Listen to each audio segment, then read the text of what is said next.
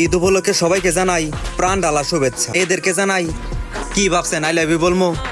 অসম্ভব। আপনার ধারণা সঠিক, আসলে মেয়েদেরকে আই লাভ ইউ।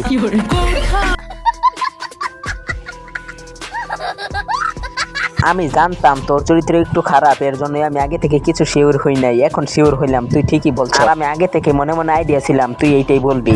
শালা লইছার করে লইছা। আচ্ছা ভাই, আপনি যাকে পছন্দ করেন তাকে কেমন দেখতে চান? रुको जरा सबर करो। আমি যাকে পছন্দ করি, প্রথমে তো তার দুই বাল ঠিক হওয়া লাগবে, তারপর পেছন সাইডে একটু উঁচু হওয়া লাগবে, বডি মনে করে এমন চিকচিক করবে দেখেই যেন মানে খুব ভালো লাগে। আপনার চিন্তা ভাবনা এত খারাপ? আরে ভাই বাইকের কথা বলতেছি।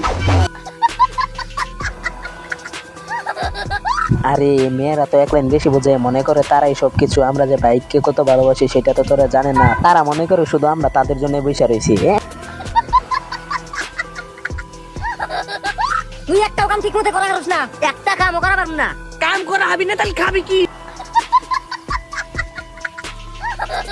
এই বান্দর তুই কথাই কইছ না, কেন তোর মায়ের বগলে গেছা দুম থেকে আমার। रुको जरा सबर करो। এই যে বড় বড় কথা কবি না, এই বাড়ি তোর বাড়ির বাড়ি থেকে নিয়ে আসিস নাই। বাড়ি তো তুমি তোমার বাপের বাড়ি থেকে আনো নাই।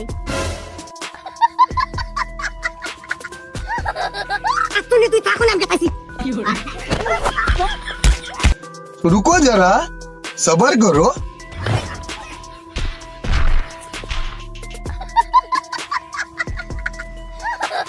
সত্যি বলতে সতীনের সংসার করলে এরকমই হয়। আর আপনারা যারা যারা সতীনের সংসার করবেন তারা তো খুবই বুঝবেন। আর আপনারা যারা সতীনের সংসার করবেন তারা তো বুঝবেনই ঠেলা কাকে বলে।